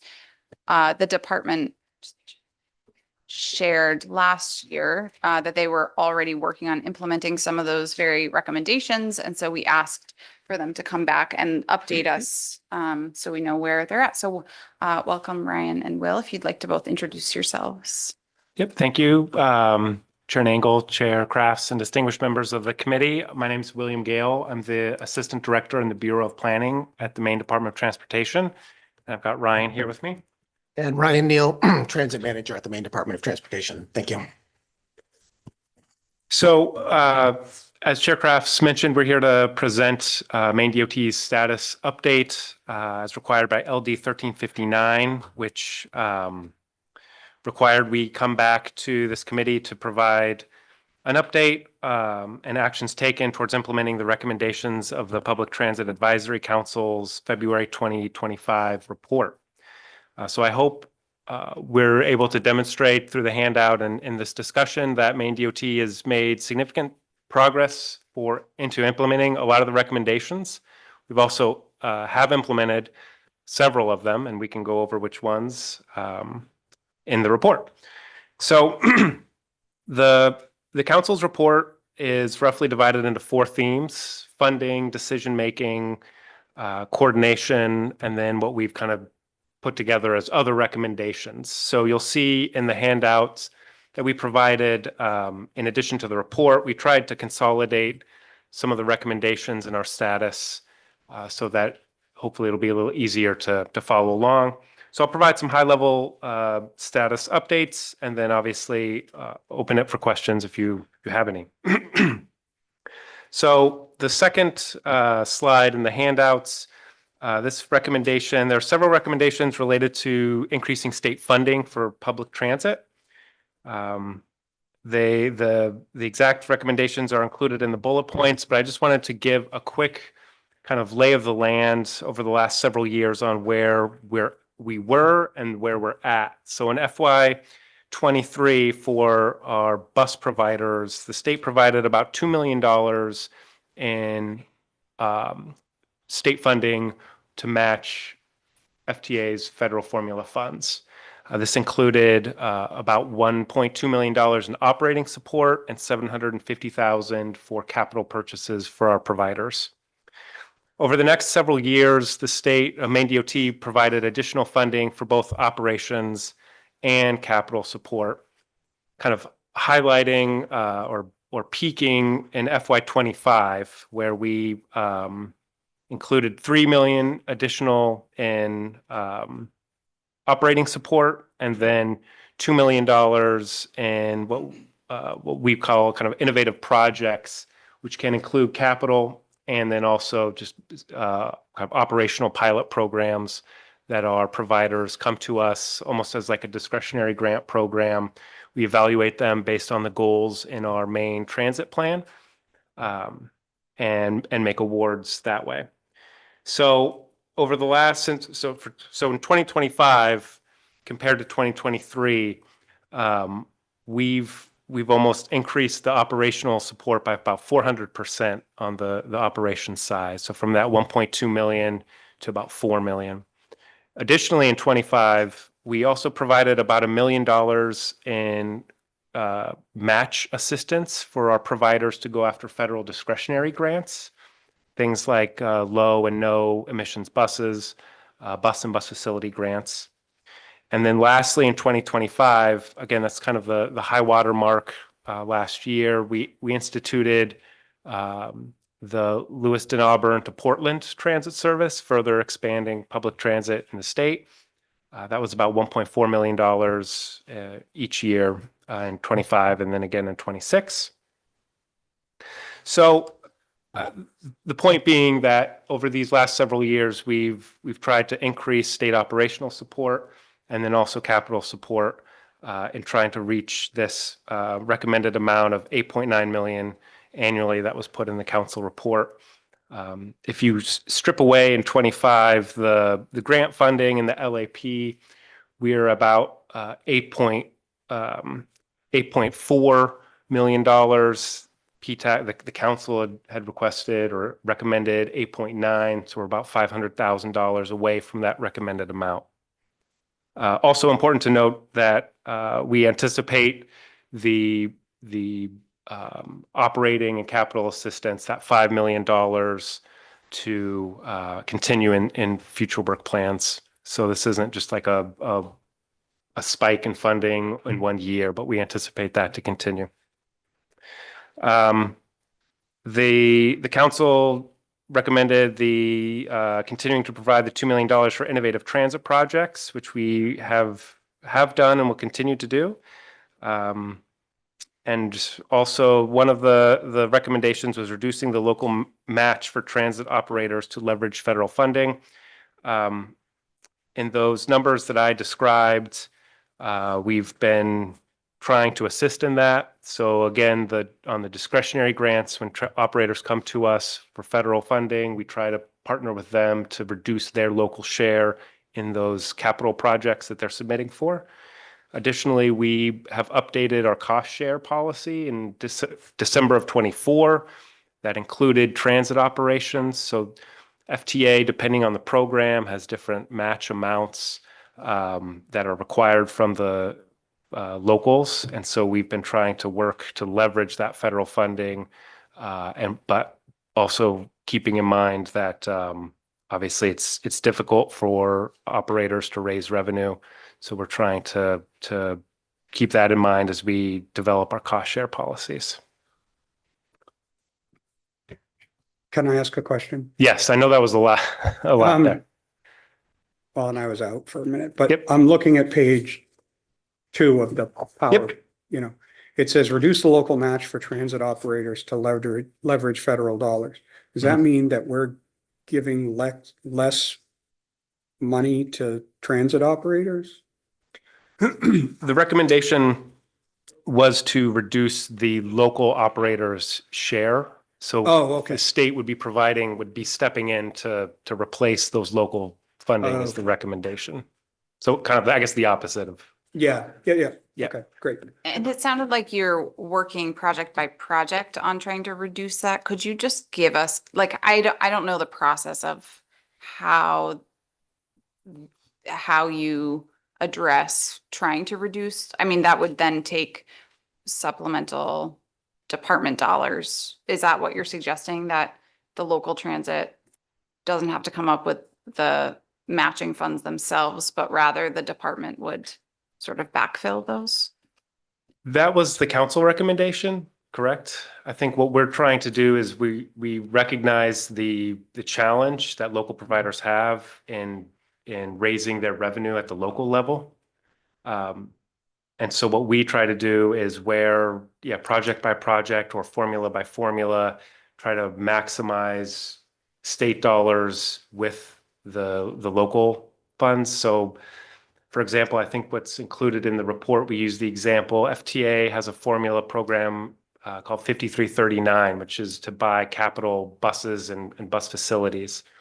And so in our cost share policy, typically for capital projects, we do 80% federal and 20% non-federal. And so if this was a regular project, we take that 20% non-federal and split that with the municipality. So 10% state, 10% local. What we've done with 5339, because we understand the importance of buses and bus facilities and those capital projects, we've changed the ratio. So it's 15% state, 5% local, as an example of trying to reduce that local share where it can make sense on, especially on capital projects, because it's a one-time occurrence rather than an ongoing operational support. And is increasing that, making that 15% from state funds, is that coming from that $5 million of increased state funding? I guess my argument is it's hard for local municipalities to raise money. It's also hard for the Department of Transportation to increase revenue. So Yeah. are we like trying to make soup from a stone? Or is there, I mean, we've invested a significant amount. So I guess the question is that additional funding that we're providing going to help reduce local match? Or is that a little bit too? Yeah, I mean, it's a zero sum thing. So everything that we take it impacts another, the availability of funds for something else.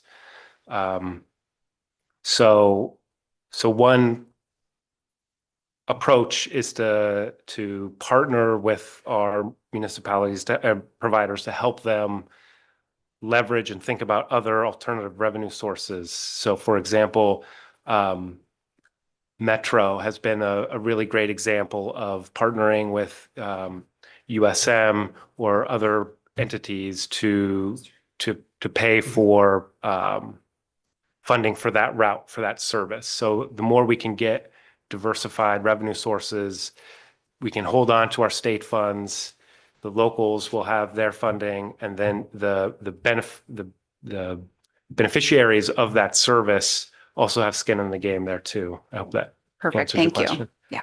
I might just add, if I could, I think we'll cover this. It's probably pretty clear, but the federal government is agnostic about where the match comes from. So they just care about the 80% that they're providing or the 50%. Where the PTAC recommendation is coming in is can Maine DOT pick up some more of that non-federal match? But it gets a little confusing around local and state match. So non-federal might be a more accurate term. And we're talking about how that piece of the pie is split up. Okay, that's helpful. Thank you. Do we expect the federal money to stay flat or reduce or? I mean, they don't even know what they're going to do, but I mean, you know what I'm saying? But do we have if you had a crystal ball, what would you think that is going to happen? I think a good timing for that question, because the federal authorization expires at the end of this fiscal year, so federal fiscal year. So in October, either they're going to have a new federal authorization bill, which will dictate the authorizations and funding amounts for FTA, or they'll continue in some form.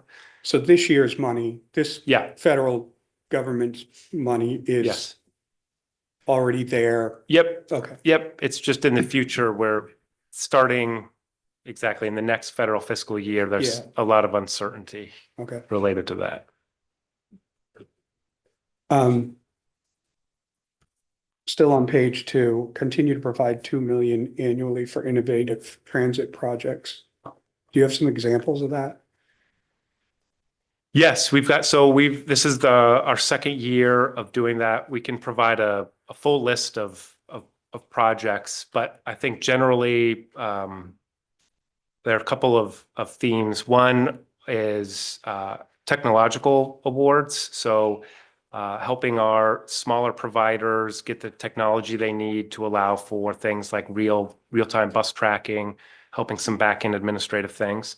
The other very successful as it relates to the scoring and awards have been micro transit pilots. So various agencies have put in and received awards for those.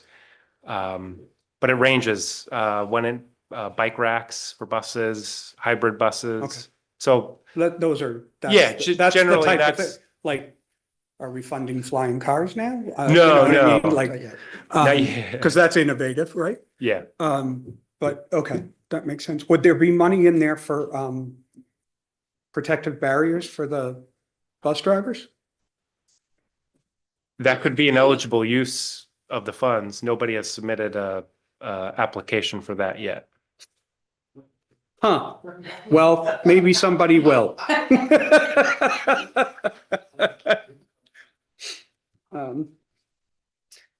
We have a bill that, I don't know if you've seen it, but we have a bill that they want to put barriers in, and it makes perfect sense.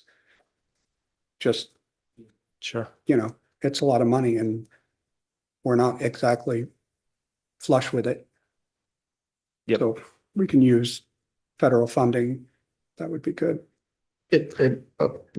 Sorry, well, I was just gonna say, it might be worth mentioning in the progress report itself, not in the PowerPoint, but we do list the criteria on which we scored those innovative projects. And if the committee's interested, we could certainly provide a list of the projects. Okay. So Will covered most of the basics. It's things outside of the usual operating expenses generally. Yeah. Dan. Thank you. Thank you, Madam Chair. Thank you, Mr. Chair. Question about just pulling back more broadly. Seeing all these recommendations just together in the report, did the PTAC or the DOT make a distinction between recommendations that could be done through departmental action independent of us and stuff that we would actually need to use the legislative process for? Yeah, within the PTAC report itself, there are leading entities assigned to each task. So in many cases, it's Maine DOT. In some cases, like funding, it's the legislature. I don't know that the PTAC really got into kind of prioritizing those over short or long term, but as we go through some of the recommendations, some of them are internal that are Maine DOT processes primarily. So we've begun, a process of moving forward with those. And then some are Maine DOT as a partner with external stakeholders as well. Did that answer your question? I don't think the intention of asking for this report back was not necessarily like it was with the rental company where we said, bring us your recommendations. This was more, our bill wanted to directly implement things, and the first step was to hear what the department was doing. So that we haven't asked them to provide us with potential legislation, if that answers your question. Are they mostly recommending things to themselves then, like through this? Is that, or I'm trying to just understand it better. I'm sorry.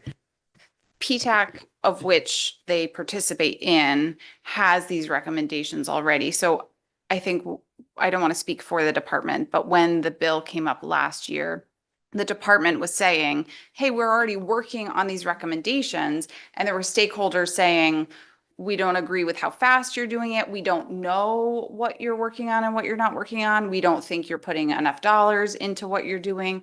So this attempt was, okay, the first step then is to say, hey, department, come back to us with a detailed explanation for each of the PTAC's recommendations of what you're doing so that we can assess if we as a committee think that they are doing an appropriate job implementing the recommendations. So it will be more us processing all of what they provide today to decide for ourselves.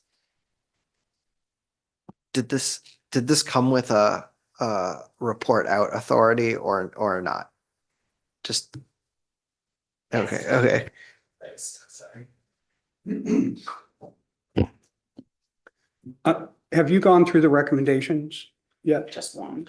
So I'm sorry. So what we've done is in this handout, we've grouped the recommendations into 4 themes: funding, decision-making, coordination, and like other recommendations. So we provided the specific recommendations within these next couple slides based on those themes. Yep. So the intent was to kind of give a high level overview, and then if there's any questions, we can Okay. dive into that. So I think we've discussed the funding related ones. So I'm particularly interested in the second bullet on page 4. I think they're gonna go through. Okay. Yeah. I will be sure to talk about that. Yes, that's a very important one. Yes, especially with motive care. Yes. Yes. So on page 3, unless there's any other questions on the funding, the second kind of theme of the council's recommendations are related to transparency and decision making. And so what we heard from the council and from stakeholders is that at times it's hard to understand why certain decisions were made related to the funding. So what they requested was to publish annually distributions and amounts that we provide every year to the agencies. Typically, what we've been doing in the past is communicating one-on-one to that agency about, here's the amount of your funding. But other agencies didn't necessarily see what the other agency received. Not that it was some secret, but just we were focused on that one agency. So we've published the distribution packets online on our website. We're going to continue to do that. Additionally, there's a couple other areas that in working with the Maine Transit Association, several of these allocations are related to formulas. And so we've been working with the Transit Association and internally to look at those formulas to see if any updates need to be made. So, as we are entering into kind of a new post-COVID transit world, we are hopeful and looking forward to continuing to work with the Transit Association to look at the metrics and these formulas to make sure that the funding is flowing to the agencies and the providers that need it or that are being to make sure that it's equitably being distributed to those who need it. And then lastly, we talked about that $2 million in the innovative projects.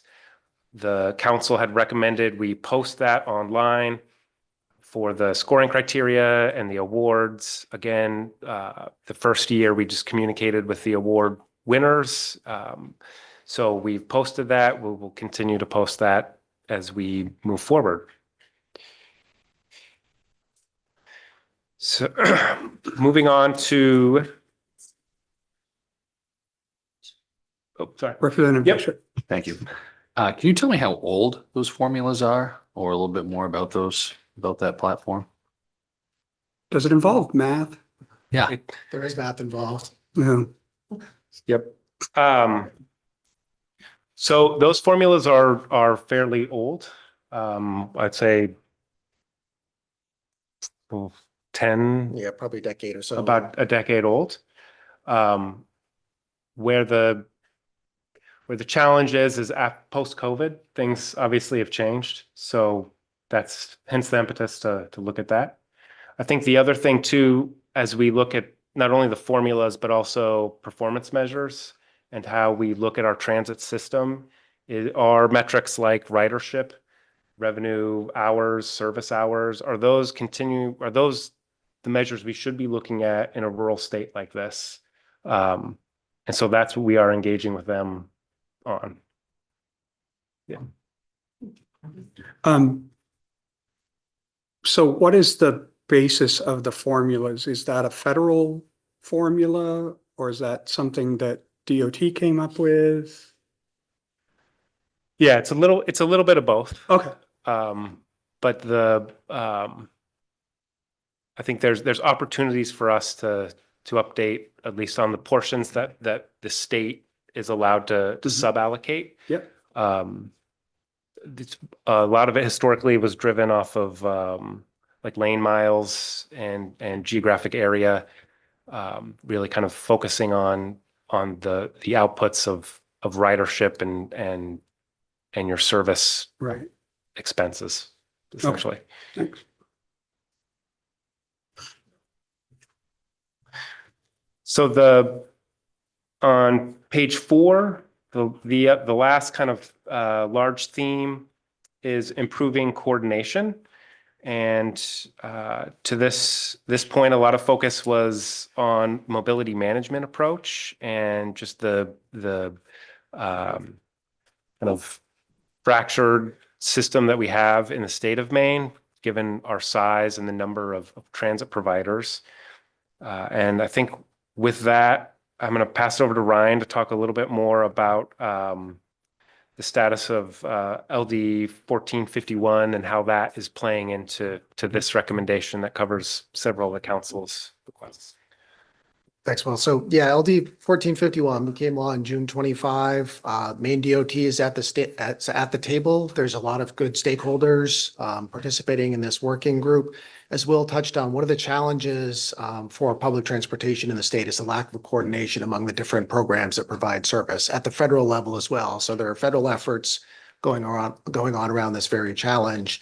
But the group has met 6 times already. We next meet on February 2nd. We've heard from presenters in several other states that are already making some progress on some of these challenges. We're hoping to have a consultant on board in the very near future that will help us with some of our decision making and really look at how far can the state of Maine go in improving coordination and putting more people on vehicles and providing better, more efficient service going forward. There's movement at the federal level. We don't know for sure how quickly that's moving. It's been going for a while.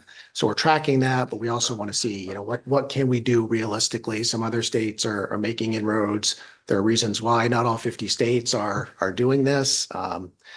So it's a good effort. We're charged with reporting back to the legislature in the very near future. So I think that a lot of what we're seeing here and a lot of the challenges that we hear about from folks within the system, it's a little bit like the healthcare system. It's very challenging for folks that are involved in that. This is very similar, that a lot of us acknowledge that it's not as efficient as it could be, but it's very challenging to get to a place where we're putting more people on fewer vehicles, frankly.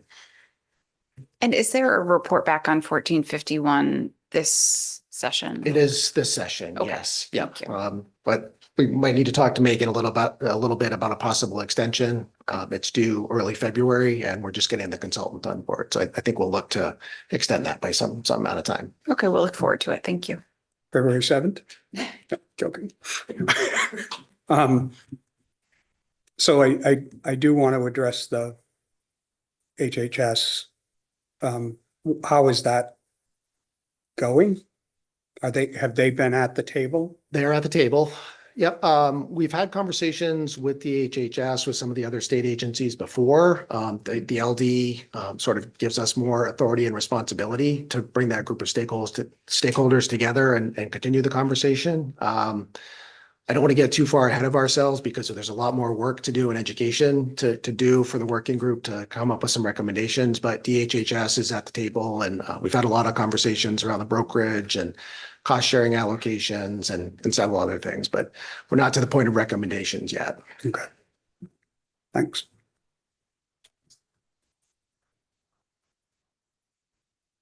So if there are no further questions on the coordination piece, the next 2 slides kind of grouped into other recommendations. So a couple things to highlight here. There's a discussion about work with transit providers to implement a reporting system for projects that provide analysis of outcomes. That's kind of what I was referring to in the previous decision-making formula recommendation, is that I think there's a acknowledgement from our providers and from the state that not only does rural transportation in particular provide a unique challenge, but we got to look at it differently in order to maximize the money that not only the state and the locals put in, but that we can use from the feds. So I think what we want to do is acknowledge that we're in a resource constrained environment and that we really have to use our funding to the best extent possible. But we have to define kind of what that looks like. Is it ridership? Is it mobility? Is it efficiency? So we're internally looking at that, and then we're going to be discussing through the MTA and through other through the Transit Association and through other venues with them, kind of working together to develop more of a agreed upon approach to that. I think on the last slide, the other recommendations, there's a recommendation to create a transit service coverage map. So we internally are working to develop that with our providers. We have a draft. Some of this stuff changes pretty quickly in terms of coverage and new services, new lines. As we provide pilots, that can change. So we're trying to develop something that can keep up with the changes that are happening in the system. So we hope to get that up this year. The other two recommendations: enhance and resource the Go Main ride planning and trip sharing program. We're looking with our consultant and the Maine Turnpike Authority, who helps administer Go Main, at updating the strategic plan, which will, I think, incorporate a lot of these ideas from the council and other ideas to modernize Go Main. And then lastly, there's a recommendation, conduct robust education and outreach on existing transit services. Here we are trying to leverage internally our own communications department to help kind of amplify things that are happening with the transit providers, in addition to that $2 million kind of innovative transit projects that we talked about a little earlier. Utilizing that funding, Metro was successful in obtaining funds for marketing and promotion of their services through that to help boost ridership and knowledge and awareness. So we continue to partner with our stakeholders and advancing and promoting their services. Can someone get help with Go Main via 211? We've had some ongoing challenges with that.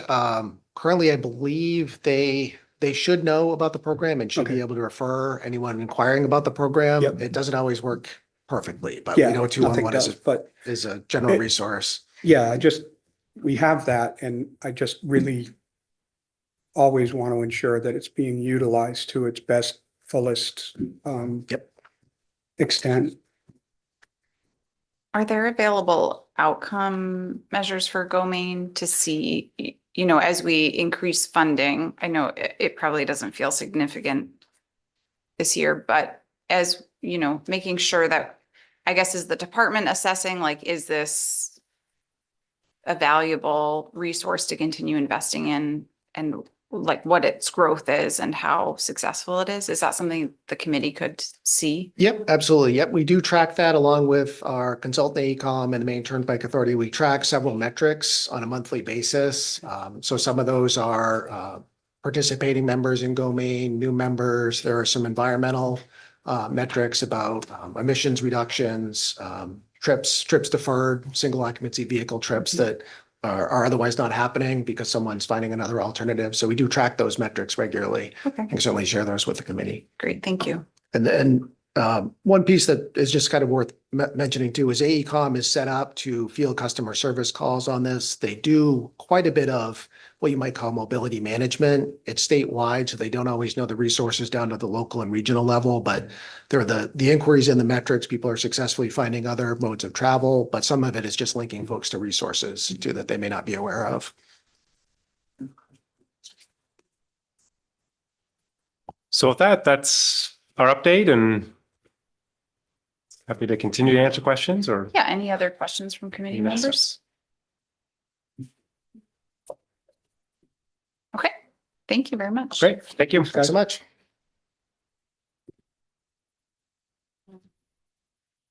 We're done, yeah. That ends the committee's work for today, and we will return on Tuesday after Motion to session. adjourn. We have a motion and a second. Andy will thank us. All those in favor of adjournment. Great.